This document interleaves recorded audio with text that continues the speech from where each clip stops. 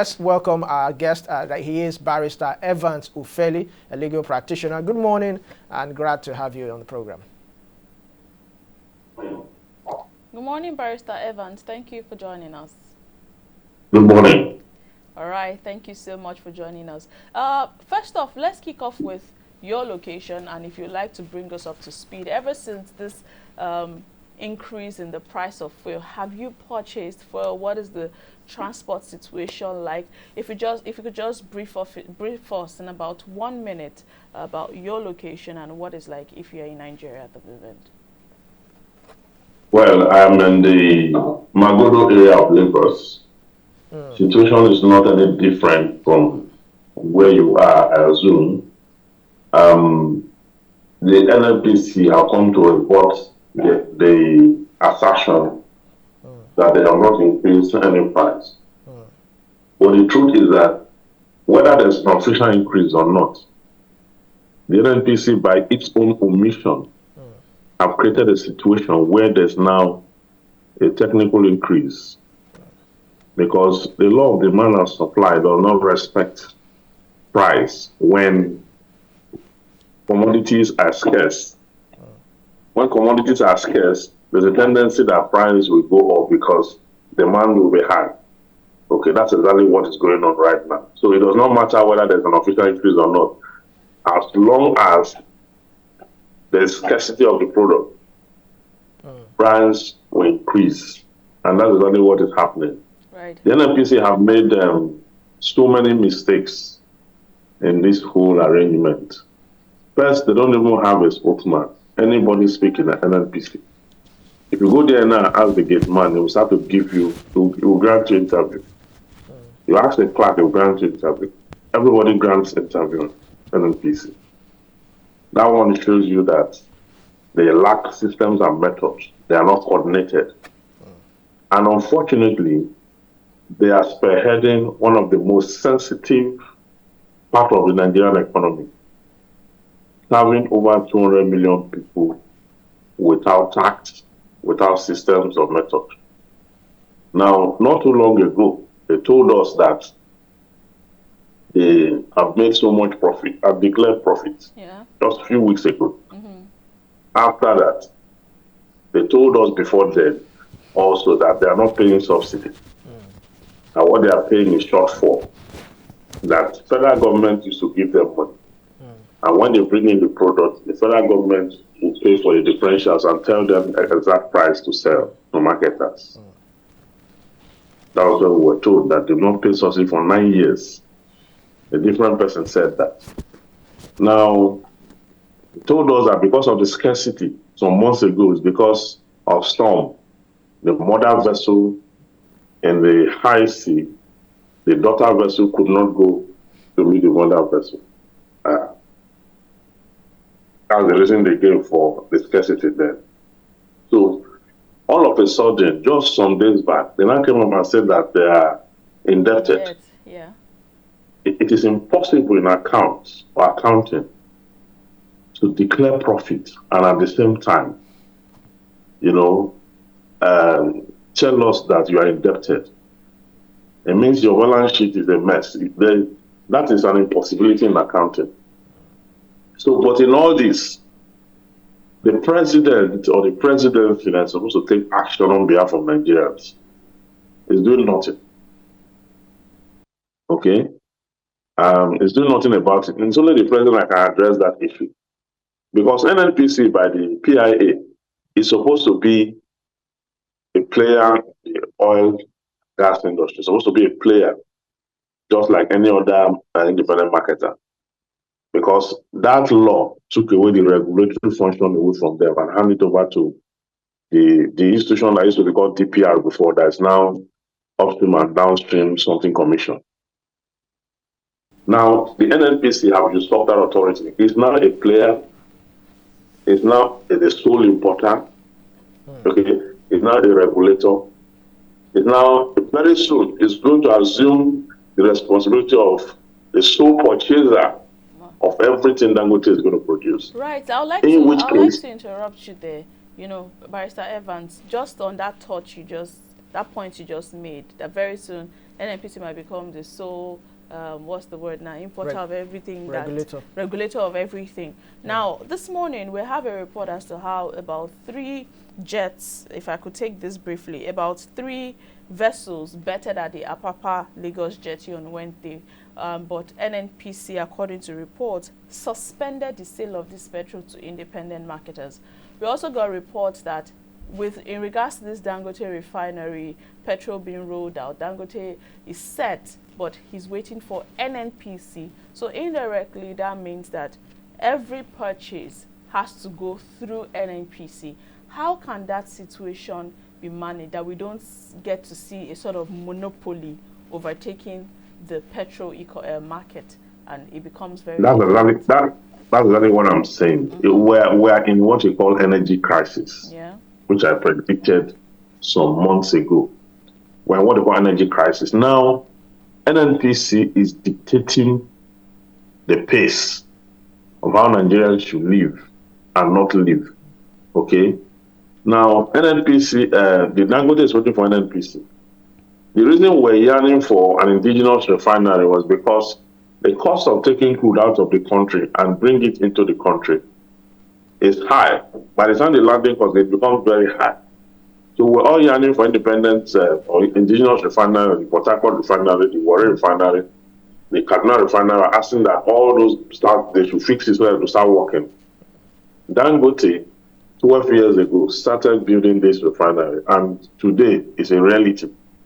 Now, it's supposed to be a sign of relief to us, okay? But because NNPC have 7.5% shareholding in Dangote refinery, okay? And now is dictating the sale and the purchase of the product from Dangote refinery.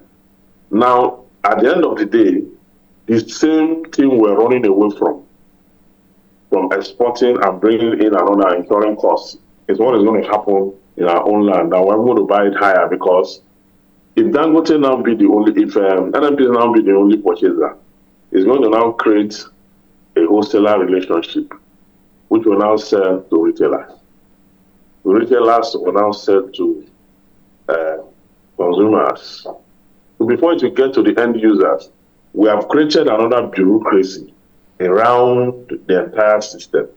And that bureaucracy is going to now lead to a situation where before it gets to the end user, the price would have jacked up to possibly what it were if we were to be importing it from outside, or even higher than that. So I think the president needs to take drastic action. Not too long ago, Dangote came out and was crying all over the place that they refused to give him crude. The IOCs refused to give him crude and all that. And what the country will usually export is not enough, because that's what we use to get forex. Okay? Because if you look at it, Barr has mortgaged the energy sector in Nigeria by what we call forward sale agreement. Forward sale agreement means they have used our crude to lend money or to borrow money from the Chinese and the rest of that for years from now, about 10 years or thereabouts. Okay, that forward sale agreement is there. Then the production sharing quota with IOCs are there. The joint venture agreements with the IOCs are also there. Because it is, the federal government don't pay the IOCs. The federal government pay them with crude. And when you pay them with crude, the federal government cannot dictate to them whom they should sell the crude to. When Dangote approached them, they refuse on the basis that they have their own customer who buys from them. Then the president now instructed, the leaders in that sector to, from what we used to export, that is what is left after the IOCs have taken all that, from what is left, they should give to Dangote. Now, the implication is that it's going to reduce our forest. But the president didn't mind. Okay, give it to him. Then, the independent marketers, when he was crying all over, the independent marketers came out and petitioned the president. I don't know whether you guys remember that. Yeah. They petitioned the president, the independent marketers, on behalf of Dangote, asking the federal government to release crude to Dangote. Today, crude has been released to Dangote. Dangote has gone back to swing with the elite. By that common agreement that NNPC will be the sole purchaser, that is where we're getting it wrong. And what it means, therefore, is that the NNPC does not want Nigerians to buy that product. And the moment Dangote said he was ready to roll out, that is when this increment came, which they denied. Okay, that's when the increment. But whether you deny it or not, the fact that that was on the traditional media means that it has influenced sale from two days back to today. Yeah. That is what, if you go to any fisher and tell them otherwise, they tell you that it's in the newspaper. They heard it in the radio. They did all that. Okay, so this is going to be a long night for Nigerians. And perhaps I think issues like this is what we should protest against more, where certain persons are bent on making sure that Nigerians don't find this space worthwhile to live. All this complication and crisis, the head of the NNPCL ought to be by now sacked. He should be forced to resign or sacked so that you can design the process in a way that will favor the citizens. Power belongs to the people, and that should not change. But what we're seeing is a different thing entirely. If I may come in all of this, I have the billion-dollar question right now is, I would like to get your thoughts and your personal opinion on this. How much do you think NNPCL or FEC would peg petrol coming from Dangote refinery? Do you think it will be lower than the amount it is right now, that's 855, or will it go back to the amount it was when subsidy was removed, about over 500, or below that? What are your thoughts? What price do you think we'll be getting PMS? It does not matter what I think now. They have to factor in production cost. They factor in production cost. What does it cost to refine a liter within the country with the Dangote refinery? So if you factor that in and you look at his running cost and all that, that will lead to price. Okay? So it doesn't matter what I think.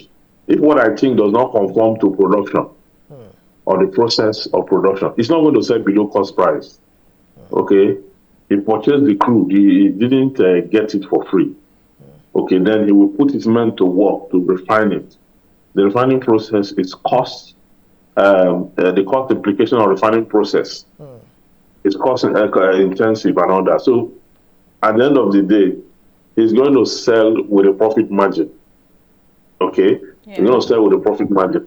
So because he's going to sell with a profit margin, that is why he's supposed to sell directly to marketers so that they just go to the filling station direct. Because you cannot go and buy in Dangote refinery and put in your car directly. Absolutely. So it's supposed to sell to marketers. And there should be no monopoly. But when it's sent generally to marketers, the marketers will not get to take those who are operating filling station will now purchase, and they will now sell by a profit margin. Okay, so in the future, really, there's not going to be any straight price. Okay, so people will sell according to what they put. So the market forces will determine it. So if you ask me that what do I think the price should be, it makes no difference what I think. All right. What I think, yes, it makes no difference. What will happen is the possibility of buying and selling. What can this be purchased for, given that it was bought for this amount? All right, that's exactly what it is. That's a safe place to land. This conversation is not something that is ending anytime soon. It just as NLC has also spoken, saying the fact that the president reviewed the minimum wage, didn't have a conversation about increasing petrol price, and presidency has also said they didn't have any agreement of sorts with the NLC. So we see that if I could use the word battle, if I could use that word, has just started, and would keep seeing how it unfolds. Unfortunately, we have to wrap up the conversation with you because we've exhausted our time this morning. Thank you so much for joining us, Barrister Evans. Ufeli. Thank you, and have a fantastic Thursday. Thank you.